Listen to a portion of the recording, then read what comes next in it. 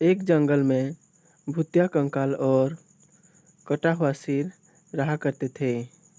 दोनों पास के गांव में जाकर लोगों को लाकर खाया करते थे।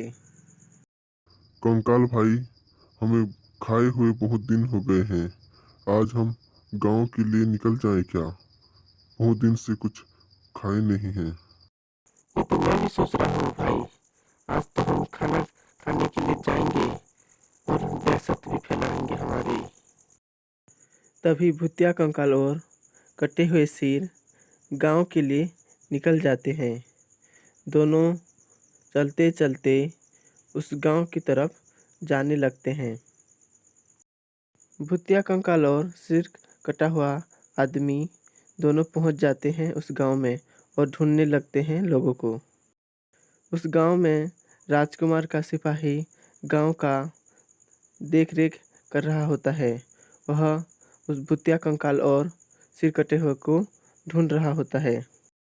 दोनों ने बहुत खा लिए हमारे मासूम लोगों को। आज इन लोगों को देखने दो। दोनों को छोड़ूंगा नहीं। दोनों को मारकर राजा के पास ले जाऊंगा।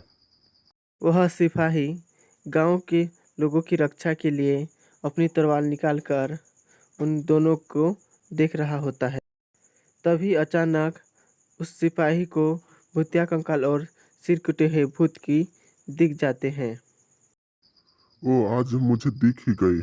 आज मैं तुम दोनों को नहीं छोड़ूंगा। तुम दोनों ने हमारे गांव के मासूम लोगों को खा खा कर हमारे गांव की प्रजा को खत्म किए। मैं तुम्हें आज नहीं छोड़ूंगा। ओह, तो तुम हमें मारने के लिए ढूंढ रहे हो। अरे तुम ये नहीं जानते कि हम कौन हैं। आज तो हम तुम्हें मारेंगे और हम खाएंगे तुम्हें। कंकाल भाई, इन गांव के लोगों को समझ में नहीं आती। एक बार में हम कितने बार इन्हें समझाए कि हम मर नहीं सकते और मार देते हैं।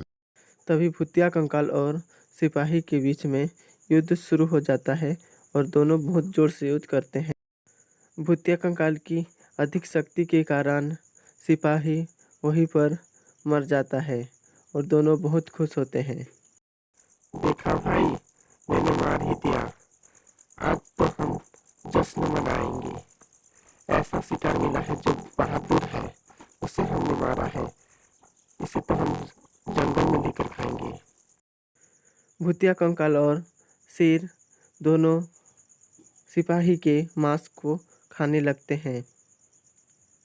दोनों मांस खाकर वहां से अपने जंगल की ओर जाने लगते हैं। दोनों बहुत खुश होते हैं। यही बात राजकुमार को पता चल जाता है कि उसके बहादुर सिपाही को उन दोनों ने मार दिए हैं। मेरे गांव के लोगों को मार दिए और अब मेरे बहादुर सिपाही को भी मार दिए। उन दोनों ने मेरे को ये मुकाबला करने का चैलेंज दिया है। मैं तो आज उन लोगों को छोड़ूंगा नहीं। अभी मैं नागिन के पास जाता हूँ और शक्ति मांगूंगा। तभी राजकुमार नागिन को ढूंढने के लिए निकल जाता है और वह ढूंढते ढूंढते एक गांव में नागिन मिल जाती है। इसलिए उसके पास जल्दी जल्दी जाने लगता है और दोनों एक दूसरे को बोलते हैं। आज राजकुमार ने मेरे को याद कैसे किया? कोई काम ही होगा जो मुझे याद किए होंगे। तुम्हें तो पता ही है नागिन कि हमारे गांव में सारे लोगों को भूतिया कंकाल और कटा हुआ सिर दोनों ले लेकर मार दे रहे हैं। ऐसे तो राजकुमार उन दोनों के पास बहुत शक्ति है, लेकिन मैं अपने शक्ति से तुम्हें एक तलवार देती हूँ जिसकी सहायता से तुम उस दोनों को आसानी से मार सकते हो। शुक्रिया नागिन, आपने जो ये तलवार दी है इसकी सहायता से मैं उन दोनों को अंत कर सकता हूँ। मुझे पूरा उम्मीद है कि तुम उन भूतिया कंकाल और सिर कटे हुए को आदमी को तुम जरूर मारोगे। मुझे पूरा उम्मीद है कि मैं उन दोनों को मारूंगा, लेकिन आप भी चले तो और भी अच्छा होगा।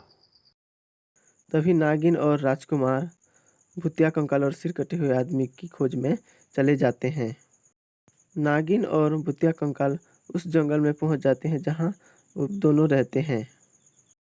तभी अचानक भूतिया कंकाल और सिर कटे हुए आदमी दोनों वहीं पे पहुंच जाते हैं।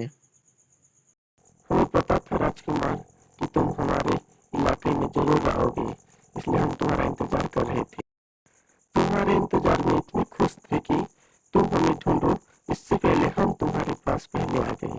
हमें पता था तुम जरूर आओगे। तुम्हें इंतजार हमारा था तो यह भी पता होगा कि हम तुम्हारे को मारने के लिए आए हैं और हम तुम्हारा आज अंत करके ही जाएंगे। देखो कंकाल भाई, इन लोगों को कौन समझाए कि हमें कोई मार नहीं सकता। तभी भूतिया कंकाल और सिर कटे हुए आदमी पर नागिन और राजकुमार हमला करते हैं। युद्ध बहुत ही जोरदार होती है।